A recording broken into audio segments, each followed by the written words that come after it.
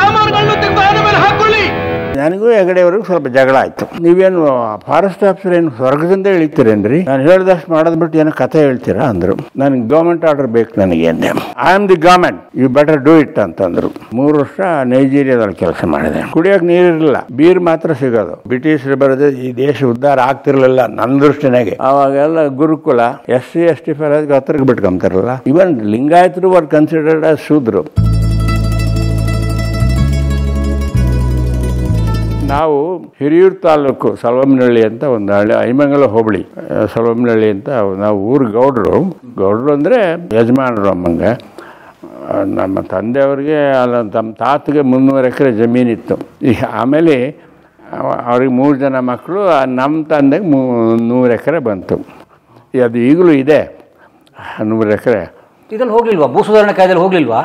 ಅದು ಮಕ್ಕಳು ಜಾಸ್ತಿ ಇದ್ರ 4 ಜನ ನಮಗೆ ಮಕ್ಕಳು. ಬಾರ ಆದರೆ 25 ಎಕರೆ ಬರುತ್ತೆ.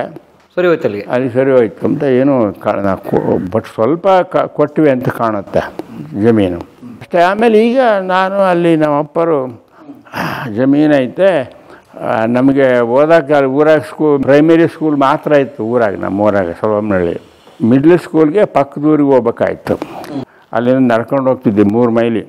ಅದಾದಮೇಲೆ ಮಿಡ್ಲ್ ಸ್ಕೂಲ್ ಆದಮೇಲೆ ಅಲ್ಲಿ ನಮ್ಮದು 3 ಕಡೆಗೆ ಜಮೀನಿದೆ. ನಮ್ಮ ಹೊರಕೆಲೇರ್ಪುರ ಅಂತ ಅಲ್ಲಿ ಹೊಳಲ್ಕೆರೆ ತಾಲೂಕು, ಹಿರಿಯೂರು ತಾಲೂಕಿನ ಐಮಂಗಲ ಸಲವಮನಹಳ್ಳಿ 3 ಕಡೆಗೆ. ಅಲ್ಲಿ ಹೊರಕೆಲೇರ್ಪುರ ಜಮೀನಿಗೆ ನಮ್ಮ ತಂದೆಯವರು ಅಲ್ಲಿ ನಂದನ ಹೊಸೂರಿಗೆ ಹೋದರು. ಆಗ ಅಲ್ಲಿ ನಾನು ನಂದನ ಹೊಸೂರಲ್ಲಿ ಮಿಡ್ಲ್ ಸ್ಕೂಲ್ ಮಾಡಿದ್ದು. ದೆನ್ ಹೈಸ್ಕೂಲಿಗೆ ಚಿತ್ರದುರ್ಗಕ್ಕೆ ಬಂದೆ. ಚಿತ್ರದುರ್ಗದಲ್ಲಿ ಹೈಸ್ಕೂಲು, ಆಮೇಲೆ ಇಂಟರ್ಮೀಡಿಯೇಟು ಅಲ್ಲೇ ಓದಿದೆ. ಆವಾಗ ನಮಗೆ PUC ಅಂತಿರಲ್ಲ, ಇಂಟರ್ಮೀಡಿಯೇಟ್ ಅನ್ನೋರು ನನಗೆ. Then I was also a scout, Bharat scouts and guides ಅಂತಾರಲ್ಲ, ಅದ್ರಾಗ ನಾವು ಇದಕ್ಕೆ ಹೈದರಾಬಾದ್ಗೆ ಸ್ಕೌಟ್ ಜಾಂಬೂರಿಗೆ ಹೋಗಿದ್ವಿ. ಅದಕ್ಕೆ ಹೈದರಾಬಾದ್ ನಿಜಾಮ ನ್ಯಾರು ಬಂದಿದ್ದರು. ಅದಕ್ಕೆ 56 ಹಂಗೆ. ಅದು ಮುಗಿಸ್ಕೊಂಡು ಇಲ್ಲಿ ಅಗ್ರಿಕಲ್ಚರ್ ಕಾಲೇಜ್ ಹೆಬ್ಬಾಳಿಗೆ ಬಂದೆ, GKV. ಆವಾಗ GKV ಯೂನಿವರ್ಸಿಟಿ ಆಗಿರಲಿಲ್ಲ ಆವಾಗ it was under the Mysuru university. ಅದೊಂದೇ ಕಾಲೇಜ್ ಇತ್ತು ಅಲ್ಲಿ. ಆವಾಗ 55-58 ನಾನು ಇಲ್ಲಿ ಅಗ್ರಿಕಲ್ಚರ್ ಓದಿದ್ದು. ಅದಾದಮೇಲೆ ನಾನು I wrote IFS exam UPSC. ಅದರಲ್ಲಿ ಪಾಸ್ ಆಯಿತು ಮೊದಲನೇ ಅಟೆಂಪ್ಟೆ. ಹಳ್ಳಿ ಹುಡುಗ ಇಷ್ಟೊಂದೆಲ್ಲ ಮಾಡೋದು ಅಂದರೆ ಆಶ್ಚರ್ಯ ಅಂತ ಒಂದು ವಿಧದಲ್ಲಿ. ಇಲ್ಲಾಂದ್ರೆ ನಾವು ಓದ್ರಿಂದ ಊರಾಗ ಎಮ್ಮೆ ದನ ಕಾಯ್ಕೊಂಡಿರ್ಬೇಕಾಗಿತ್ತು. ಬಟ್ ಜಮೀನಿತ್ತು, ಆ ಪ್ರಸಂಗ ಜನಗಳಿದ್ದು ಸರ್ವೆಂಟ್ಸ್ ಭಾಳ ಜನ. ಸರಿ, ಅಲ್ಲಿಂದ ಡೆಹ್ರಾಡೂನ್ಗೆ ಹೋದೆ.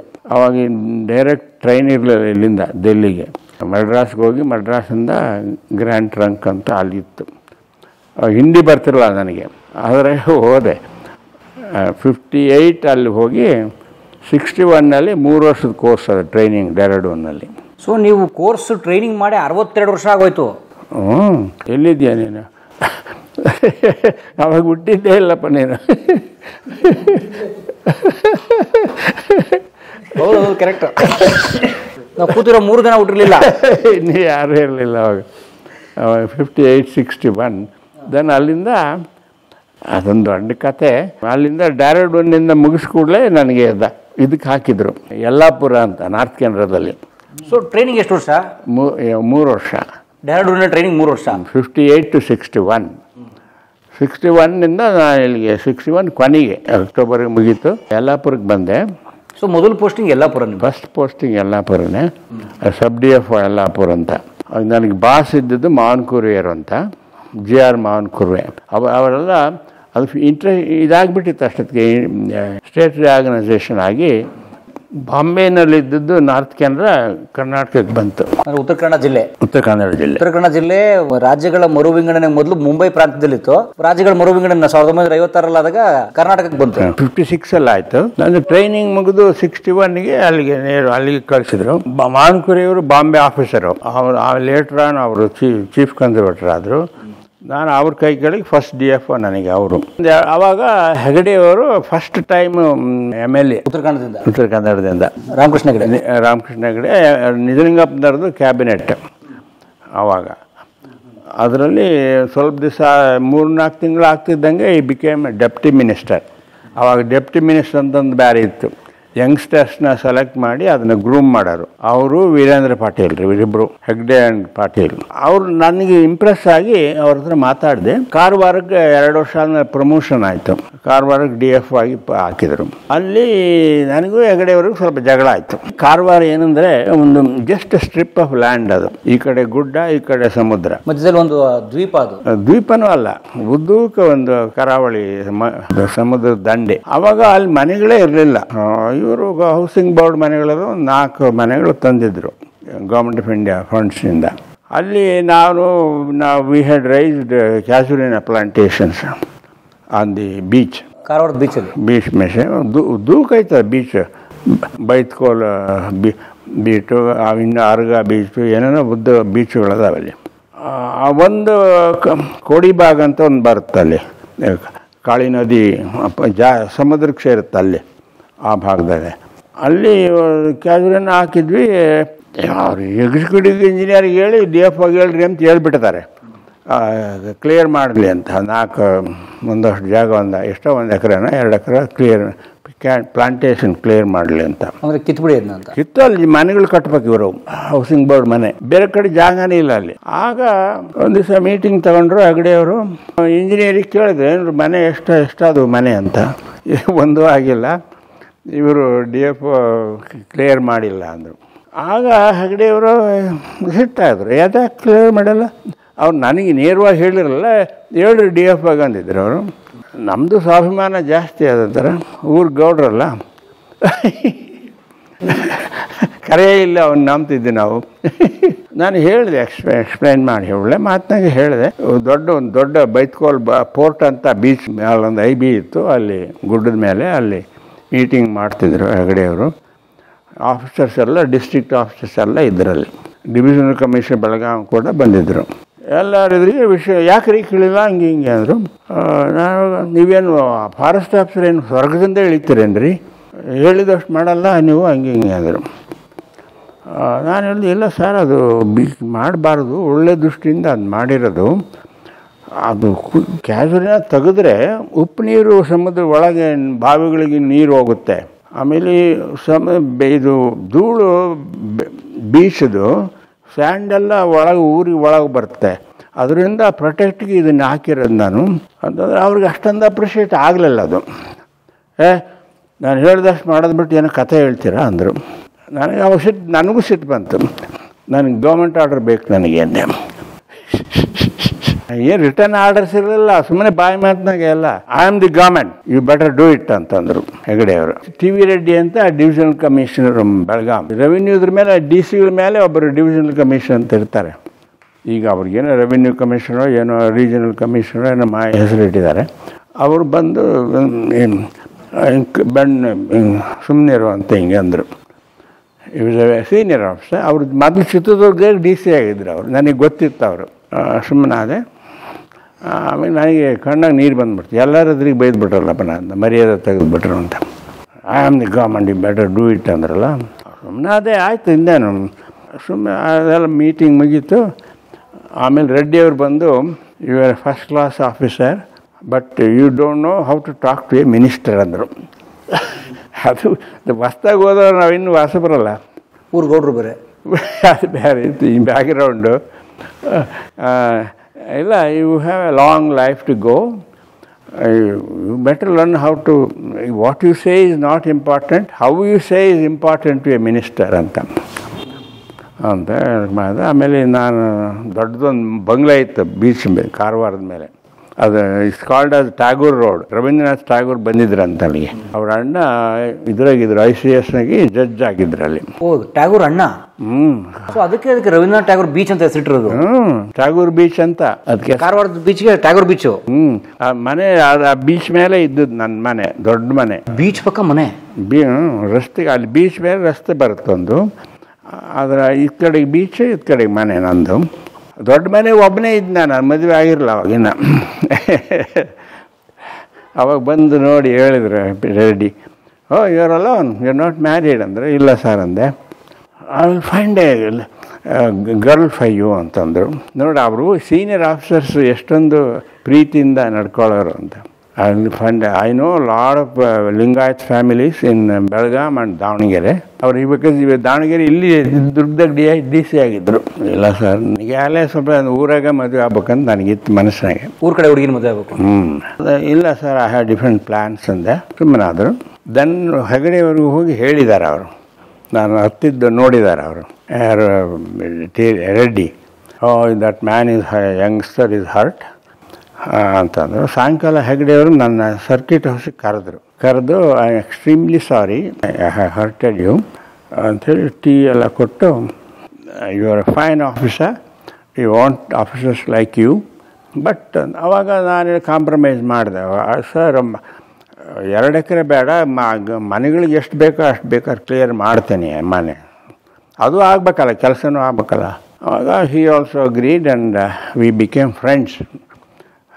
ಅಲ್ಲಿಂದ ಕೊನೆಯವರೆಗೂ ಸಾಯೋವರೆಗೂ he became friends. He like me so much and he transferred me to Honnavar. ಅಲ್ಲಿ 4 ಡಿವಿಷನ್ ಇದ್ದು ನಾರ್ತ್ ಕೇಂದ್ರದಲ್ಲಿ, ದಂಡೇಲಿ, ಯಲ್ಲಾಪುರ್, ಕಾರವಾರ, ಹೊನ್ನಾವರ್ ಅಂತ. ಆಗ ಹೊನ್ನಾವರಕ್ಕೆ ಅವರೇ ಹಾಕ್ಕೊಂಡ್ರು. ಅದಾದಮೇಲೆ ಯಲ್ಲಾಪುರ ತಿರ್ಗಾ ಸಬ್ ಡಿ ಎಫ್ ಆಗಿದ್ದಾನು ಡಿ ಎಫ್ ಆದ ಯಲ್ಲಾಪುರಕ್ಕೆ. 4 ಡಿವಿಷನ್ ಪೋಸ್ಟಿಂಗ್ ಅಲ್ಲೇ ಆಯಿತು. ವರ್ಷ ಒಂದೊಂದು ವರ್ಷಕ್ಕೆ 10 ವರ್ಷ ಅಲ್ಲೇ ಕಳೆದೆ. ಹೆಗಡೆಯವರು ಬಿಡಲೇ ಇಲ್ಲ ನನಗೆ ಹೊರಗೆ ಹೋಗೋಕ್ಕೆ. ಆಮೇಲೆ ಅಲ್ಲಿಂದ ಯಲ್ಲಾಪುರ ಅಂದರೆ ಗೌರ್ಮೆಂಟ್ ಆಫ್ ಇಂಡಿಯಾ. ದೆನ್ ಆ ರಿಪೋರ್ಟ್ ಹೇಳಿದ್ನಲ್ಲ, ಫಾರೆಸ್ಟ್ ಸರ್ವೆ ರಿಪೋರ್ಟ್ ಕೊಟ್ಟ ಮೇಲೆ ನಾಗಾಲ್ಯಾಂಡ್, ನಾರ್ತ್ ಈಸ್ಟರ್ನ್ ಸ್ಟೇಟ್ಸ್, ಈಶಾನ್ಯ ರಾಜ್ಯ, ಅದು ಹೇಳಿದ್ನ 60% ಝೂಮಿಂಗ್, 30%, 10% ಓಪನ್ ಲ್ಯಾಂಡ್, ಟೌನ್ಶಿಪ್ಪು, ರಸ್ತೆ ಇದು ಅಂತ. ಅದು government of India appreciated that report. ಇದು ವೆರಿ ಡಿಫಿಕಲ್ಟ್, ಯಾರು ಹೋಗ್ತಾನೆ ಇರಲಿಲ್ಲ ಅಲ್ಲಿಗೆ, because of the troubled area ಅಂತ. ಆವಾಗ ನಕ್ಸಲೈಟ್ಸ್ ಬೇರೆ, ಅಲ್ಲಿ ನಕ್ಸಲ್ ಬರಿ ಅಂತ Bengal, you have to go through that. Naxalites ಅಂತ ಬಂದಿರೋದು ನಕ್ಸಲ್ ಬರಿ ಅಂತ ಅದೊಂದು ಊರು ಬೆಂಗಾಲ್ ಹತ್ರ. ಸೊ ನಕ್ಸಲೈಟ್ ಅನ್ನೋ ಪದ ಡಿರೈವ್ ಆಗಿರೋದು ಹಾಗೆ. ಹಂಗೆ ನಕ್ಸಲ್ ಬರಿ ಅನ್ನೋ ಊರಿನಿಂದ ಕೆಲವರು ಬಂದಿದ್ದು ಬೆಂಗಾಲ್. ಅದೊಂದು ಬಿಕೇಮ್ ಎ ವರ್ಡ್ ನಕ್ಸಲೈಟ್ಸ್ ಅಂತ. ಅವರು they are just communist oriented philosopher.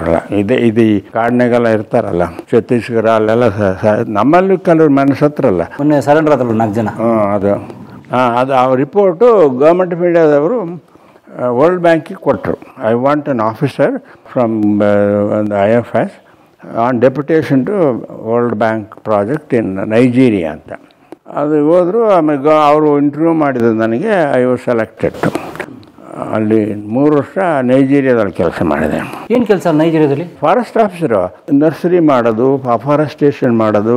ಆಮೇಲೆ ನೋಡು, ಅದು ನದಿ ಯೋಜನೆ, ಅದು upper Benue river basin development authority ಅಂತ. ಅದು ಅಮೆರಿಕಾದ ಟೆನಿಸಿ ವ್ಯಾಲಿ ಅಥಾರಿಟಿ ಇದೆಯಲ್ಲ, ಅದರ ಪ್ರಕಾರ ಅದರಲ್ಲಿ ಎಲ್ಲ ಡೆವಲಪ್ಮೆಂಟು, ಆ ಫಸ್ಟ್ ಡೆವಲಪ್ಮೆಂಟ್ ಇದರಲ್ಲಿ ಎಲ್ಲಾನು ಇವರೇ ಮಾಡಬೇಕು. ಅದು ಸ್ಕೂಲು, ಕಾಲೇಜು, ಟೂರಿಸಮ್, ಅದು ಇದು ಎಲ್ಲ ಈ ಡೆವಲಪ್ಮೆಂಟ್ ಅಥಾರಿಟಿ ಅಂತ ಮಾಡಿದ್ರಲ್ಲ, ಅವ್ರು ಮಾಡಬೇಕು ಅಂತ.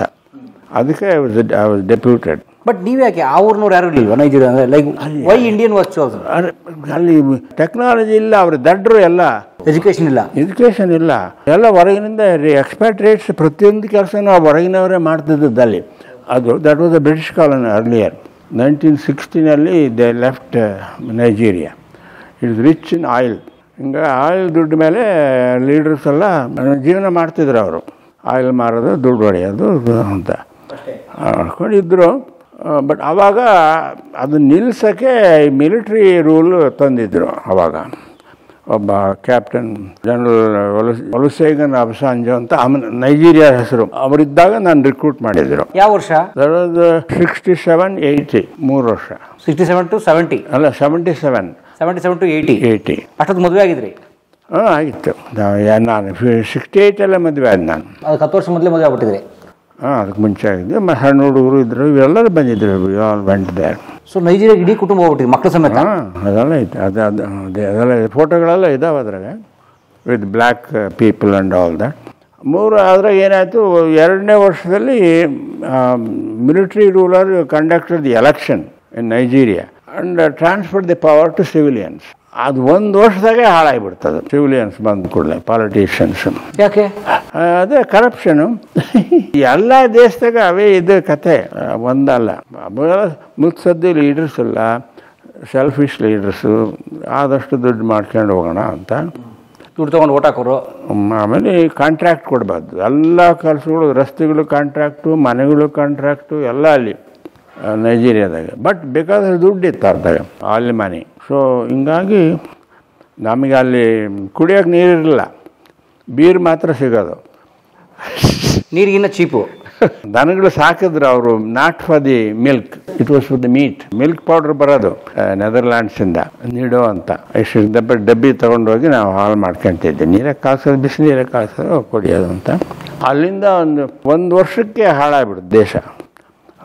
ಡೆಮೋಕ್ರಸಿ ಬಂದ ಕೂಡಲೇ ಡೆಮೋಕ್ರಸಿ ಬಂದು ಒಂದು ವರ್ಷದ ದೇಶ ಸರ್ವನಾಶ.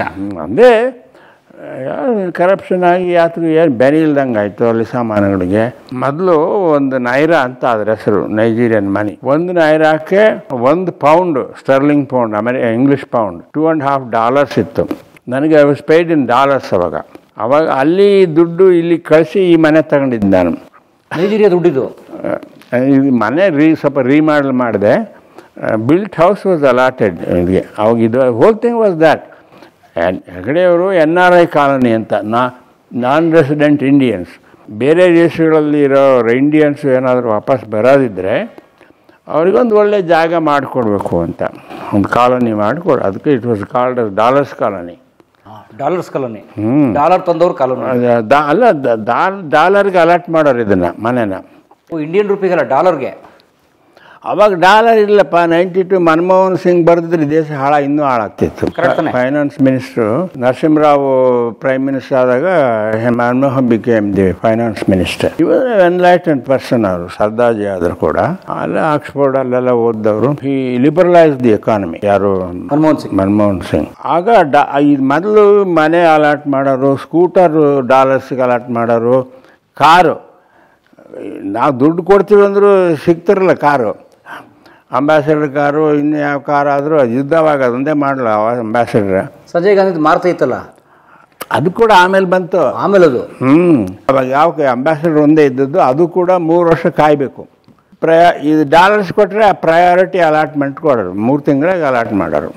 ಹಂಗೆ ಸೈಟು, ಸ್ಕೂಟರು ಎಲ್ಲ, ಲ್ಯಾಂಬ್ರೆಟಾ ಸ್ಕೂಟರು ಅವೆಲ್ಲ 92ನಲ್ಲಿ ಲಿಬರಲೈಸ್ ಆದಾಗ ಡಾಲರ್ಸ್ ಬರೋಕ್ಕೆ ಶುರುವಾಯಿತು. ಫಾರಿನ್ ಡಾಲರ್, FDI ಅಂತ ಹೇಳ್ತೀವಲ್ಲ, ಫಾರಿನ್ ಡೈರೆಕ್ಟ್ ಇನ್ವೆಸ್ಟ್, ಅದೆಲ್ಲ ಬಂದ ಮೇಲೆ ಈ ಸ್ವಲ್ಪ ಇದು ಡಾಲರ್ ಬೆಲೆ ಅಷ್ಟೊಂದಾಗಿ ಇಂಪಾರ್ಟೆಂಟ್ ಇರಲಿಲ್ಲ. ಅದಕ್ಕೆ ನಾನು ಹೇಳಿದ ದೇಶ ಉಳಿಸಿದ್ದ ಮಹಾನುಭಾವ ಸರ್ದಾರ್ಜಿ. ಇಲ್ಲಾಂದರೆ ಹಾಳಾಗಿ ಹೋಗ್ತಿದ್ವಿ. ಲಿಬರಲೈಸ್ ಆಗಿದ್ರೆ ನಾವು ಯಾರು ಬೆಲೆನೇ ಇರಲ್ಲ ದೇಶಕ್ಕೆ. ಎಲ್ಲದೂ ಕಂಟ್ರೋಲ್ಸು, ಪ್ರತಿಯೊಂದಕ್ಕೂ ಪರ್ಮಿಟ್ಟು, ಹಿಂಗೆಲ್ಲ ತೆಗೆದುಬಿಟ್ರೆ ಬೇಡ ಇದು. ಬಟ್ ನೆಹರು ಇರೋವರೆಗೂ ಚೆನ್ನಾಗಿತ್ತು. ಆಮೇಲೆ ಸ್ವಲ್ಪ ಬದಲಾಗ್ತಾ ಹೋಯ್ತು. ಅವಾಗೊಂದು ಫ್ರೀಡಮ್ ಮೂಮೆಂಟ್ ಸ್ಪಿರಿಟ್ ಇತ್ತು, ತ್ಯಾಗ ಮಾಡಬೇಕು ಇದೆಲ್ಲ ಅಂತ. ಅದು ಎಲ್ಲ ಸ್ವಲ್ಪ ಡ್ರೈ ಅಪ್ ಆಗ್ತಾ ಹೋಯ್ತು. ಸ್ವಾರ್ಥ ಅದು ಹೆಚ್ಚಾದಮೇಲೆ ಹಿಂಗಾಯಿತು. ಕೊನೆಗೆ ಅದು ಹೇಳಿದ್ನಲ್ಲ, ಹಂಗಾಗಿ ಈ ಮನೆ ನಾನು ಅವಾಗ ಡಾಲರ್ ತೊಗೊಂಡಿದ್ದು. ಎಷ್ಟು ಡಾಲರ್ ಹೋಗಿದ್ದು ಅವಾಗ? $1ಗೆ $7.5 ಅವಾಗ. ಈಗ $75. $85. 85. 86. $1ಗೆ 75 ಅಲ್ಲ, 7.5. ಅವಾಗ ನಾನು ಇಲ್ಲಿ ಕಳಿಸಿದ್ದು. ಎಷ್ಟು ಡಾಲರು? ಇದು ಟೋಟ್ಲು 6 ಲಕ್ಷ ಮನೆಗೆ. ಇಂಡಿಯನ್ ರುಪೀಲಿ 6 ಲಕ್ಷ. $7 ನಂಗೆ ಎಷ್ಟಾಯ್ತು ನೋಡಿ, ಅಷ್ಟು ಕಳಿಸಿದ್ದೆ. 6 ಲಕ್ಷ ಹತ್ತತ್ರ $1 ಲಕ್ಷ ಕಳಿಸಿದಿರಿ. $90,000.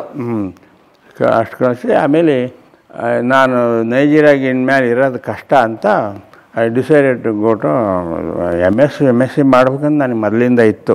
ಈ ಯೂನಿವರ್ಸಿಟಿ ಆಫ್ ಕ್ಯಾಲಿಫೋರ್ನಿಯಾಗೆ ಹೋದೆ ನಾನು. ನೈಜೀರಿಯಾ ದುರ್ಬರ ಬದುಕು ಹೇಳಿ ಹೆಂಗಿತ್ತು ಅಂತ. ಅಲ್ಲಿ ಅವರು ದನಗಳು ಸಾಕೋರು ಜಾಸ್ತಿ, ದನಗಳು ಮೇಯಿಸೋದು, ಅದನ್ನು ಮಾರ್ಕೊಂಡು ತಿನ್ನೋದು, ಅದು ದುಡ್ಡು ಅದರಾಗೆ, ತಿನ್ನೋದು ಅದರಾಗೇ. ಹಿಂಗಾಗಿ ವ್ಯಾಪಾರ ಇಲ್ಲ, ಏನಿಲ್ಲ. ಆಯಿಲ್ ಮಾರಿದರೆ ಮಾತ್ರ ದುಡ್ಡು ಅವ್ರಿಗೆ. ಅಗ್ರಿಕಲ್ಚರ್ ಇಲ್ಲ. ಬಟ್ ಅದು ಒಳ್ಳೆ ಕ್ರಾಪ್ಸ್ ಎಲ್ಲ ಇದ್ದು ಅಲ್ಲಿ. ನೈಜೀರಿಯನ್ ಗ್ರೌಂಡ್ನಟ್ ಇದೆಯಲ್ಲ, ಕಡಲೆಬೀಜ, ಅದು ಬಹಳ ಒಳ್ಳೆ ವೆರೈಟಿ. ಅದು ಇಷ್ಟಿಷ್ಟು ಬೇರೆವಾಗು ಅವು ಏನು ಮಾಡ್ತಿರ್ಲಿಲ್ಲ ಅವರು. ಇಷ್ಟೇ ಸಾಕು ನಮಗೆ. ದನ ಮಾರ್ಕೊಂಡು ದನ ತಿಂದ್ಕೊಂಡಿದ್ರೆ ಸಾಕು ಅಂತ. ಜನಗಳಿದ್ದಂಗೆ ಸ್ಕೂಲ್ ಇಲ್ಲ, ಕಾಲೇಜ್ ಇಲ್ಲ, ಯಾವುದಿಲ್ಲ. ಇದು ಅಂದರೆ ಸ್ವಲ್ಪ ಮಟ್ಟಿಗೆ ಬ್ರಿಟಿಷರು ಡೆವಲಪ್ ಮಾಡಿದ್ರು, ಸಣ್ಣದಾಗಿ, ದೊಡ್ಡದಾಗಿ ಏನು ಮಾಡಿರಲಿಲ್ಲ ಅವರು. But they also left 1960. ಹಿಂಗೆ ನಮಗೆ 47ನಲ್ಲಿ ಕೊಟ್ಟಂಗೆ ಅವರು ಬಿಟ್ಟು ಹೋದರು. ಬಟ್ ಮ್ಯಾಪ್ಸ್ ಎಲ್ಲ ಇದ್ದು, ಒಳ್ಳೆ ಮ್ಯಾಪ್ಸ್ ಇದ್ದು ದೇಶದ. ನಾನು ಅದನ್ನು ಯೂಸ್ ಮಾಡಿಕೊಂಡು ನದಿ, ಬೆನುವೆ ಅಂತ ನದಿ, ಅದು Benue river, upper Benue river basin development authority ಅಂತ, ಅದನ್ನು ಆ ಕಡೆ ಈ ಕಡೆ ನದಿ ಪಾತ್ರಕ್ಕೆ ಗಿಡಗಳು ಹಾಕೋದು, ಗುಡ್ಡುಗಳು ಸ್ಲೋಪಿಗೆ ಗಿಡಗಳು ಹಾಕೋದು, ಅಂದರೆ ಮಣ್ಣು ಜರಿಗೆ ಬರಬಾರ್ದು ಇದ್ರಾಗ ಅಂತ ಎಲ್ಲ ಮಾಡಿದ್ವಿ. Then I went to US.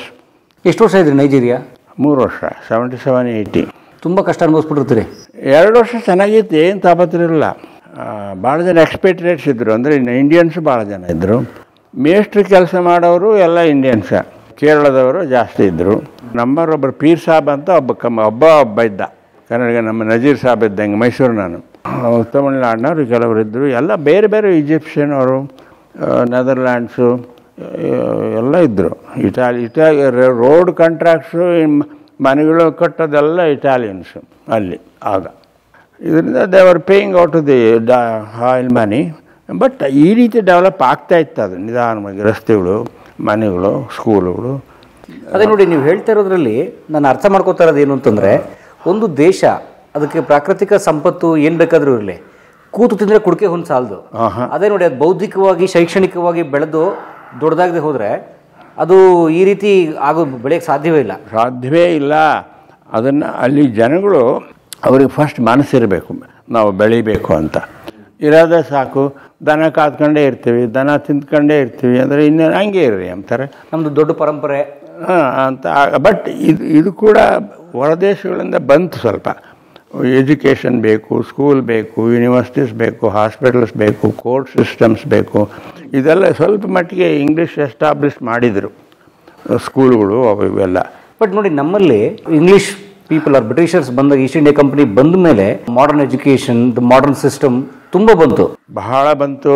ಬ್ರಿಟಿಷರು ಬರೋದೇ ಈ ದೇಶ ಉದ್ಧಾರ ಆಗ್ತಿರಲಿಲ್ಲ ನನ್ನ ದೃಷ್ಟಿನಾಗೆ. ಫಸ್ಟ್ ಬ್ರಿಟಿಷ್ ಮಾಡಿದ್ದು land survey. Every inch of land was given a survey number. ನಾವು ಸರ್ವೆ ಮಾಡಿರಲಿಲ್ಲ. ಸರ್ವೆ ಆಫ್ ಇಂಡಿಯಾನೇ ದೊಡ್ಡ 200 ವರ್ಷದ ಹಿಂದೆ ಶುರು ಮಾಡಿದ್ದದು. That was before independence. 200 years back. ಇದು ನಮ್ಮ ಇಂಡಿಯಾ ಸ್ವಾತಂತ್ರ್ಯ ಬಂದು 75 ವರ್ಷ. ಅದಕ್ಕೆ ಮುಂಚೆ first thing they did was survey of land. ಅದಕ್ಕೆ ಈಗಲೂ ಸರ್ವೆ ಆಫ್ ಇಂಡಿಯಾ ಅಂತಲೇ ಅದಕ್ಕೊಂದು ಹೆಸರು. ಡೆರಡೂನಲ್ಲಿ ಹೆಡ್ ಕ್ವಾರ್ಟರ್ಸ್. ರೈಲ್ವೆ ಹಾಕಿದ್ರು. ರೈಲ್ವೆ ಇಲ್ದಿದ್ರೆ ಈ ದೇಶ ಒಂದಾಗ್ತಿತ್ತ? ಇಲ್ಲಿಂದ ಕಾಶ್ಮೀರಕ್ಕೆ ಹೋಗ್ಬೇಕಂದ್ರೆ ಹೆಂಗೆ ಹೋಗ್ತೀನಿ, ನಡ್ಕೊಂಡು ಹಿಂದೆಲ್ಲ ನಡ್ಕೊಂಡು ಹೋದವ್ರು ಇದ್ರು. ಶಂಕರಾಚಾರ್ಯರು ಅವರು ಹೋಗಿದ್ರಂತ. ಅಲ್ಲಿ ಮಹಾತ್ಮರು ಒಂದಿಬ್ರು ಅಷ್ಟೇ, ಒಬ್ಬರು ಅಂತ. ಬಟ್ ಗೂಡ್ಸ್ ಹೋಗಂಗಿಲ್ಲ, ಸರಕುಗಳು ಹೋಗಂಗಿಲ್ಲ, ಮನುಷ್ಯರು ಹೋಗಂಗಿಲ್ಲ, ಯಾತಿರಲ್ಲ. ರೈಲ್ವೆ ಬಂದಿದ್ರಿಂದ ಅದಾಯ್ತು. ಇಲ್ಲಾಂದ್ರೆ ನಾನು ಕನಕಪುರದಲ್ಲೇ, ನೀವು ಚಿತ್ರದುರ್ಗದಲ್ಲಿ ಅಲ್ಲೇ ಇರೋದೆ, ಗದಗಲ್ಲೇ. ನೀವು ಇಲ್ಲೇ ಆರಾಮಿ ಸೆಕೆಂಡ್ ಸ್ಟೇಜಲ್ಲಿ. ಅವಾಗ ಆರಾಮೇನಿಲ್ಲ, ಯಾವ ಎಮ್ಮೆನೂ ಇರಲಿಲ್ಲ, ಯಾವ ವಿಲಾಸನೂ ಇರಲಿಲ್ಲ ಅವಾಗ. ಇದು ಪೋಸ್ಟೇಜ್ ಇರಲಿಲ್ಲ.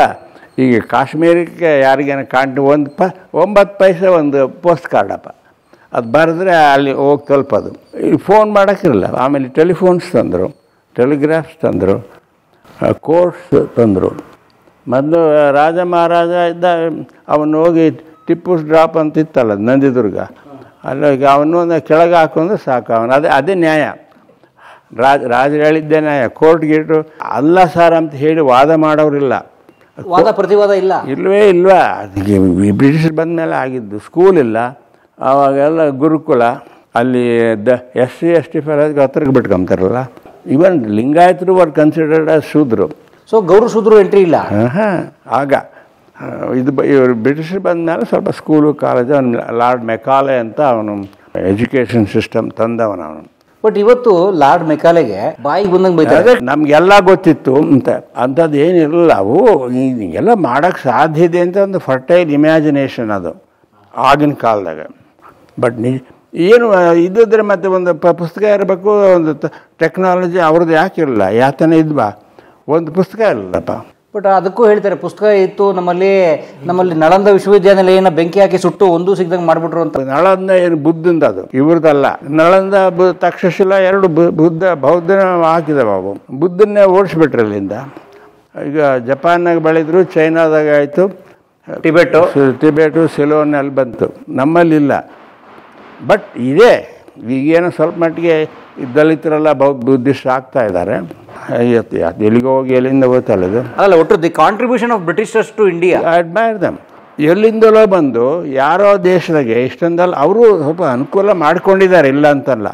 ಇದನ್ನು ಮಾಡಿದ್ರಲ್ಲ, ನಾವು ಯಾರನ್ನ ಒಂದು ಬೇರೆ ದೇಶದಾಗ ಹೋಗಿ ಒಂದನ ಮಾಡಿದ್ದೇವ?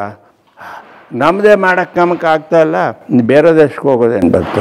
ಆಯಿತು, ಈಗ ಬ್ರಿಟಿಷರ್ಸ್ ನಮ್ಮಲ್ಲಿದ್ದರು, ಬೇಡ ಅಂತ ಕಳಿಸಿದ್ವಿ ಅವ್ರನ್ನ. ಅವ್ರು ಹೋದ್ಮೇಲೆ ಅವ್ರಿಗೆ ಸಾಕಷ್ಟು ಆಯಿತು, ಕಳಿಸಿದ್ವಿ. ಇಲ್ಲ ಆಮೇಲೆ ಅವ್ರನ್ನ ಕಳಿಸಿದ್ಮೇಲೆ ನಾವು ಮಾಡ್ಕೊಂಡಿದ್ದೀವ ಎಲ್ಲ. ಆಗ್ತಾಯಿದೆ ನಿಧಾನವಾಗಿ ಆಗ್ತಾಯಿದೆ, ಬೇಗ ಆಗ್ತಾಯಿಲ್ಲ. ಏನು ಕೊಟ್ಟರು ಒಂದಿಷ್ಟು ಇಟ್ಕೊಂಡು ಕೊಡೋದಷ್ಟೇ, ಗೊತ್ತಾಯ್ತಾ?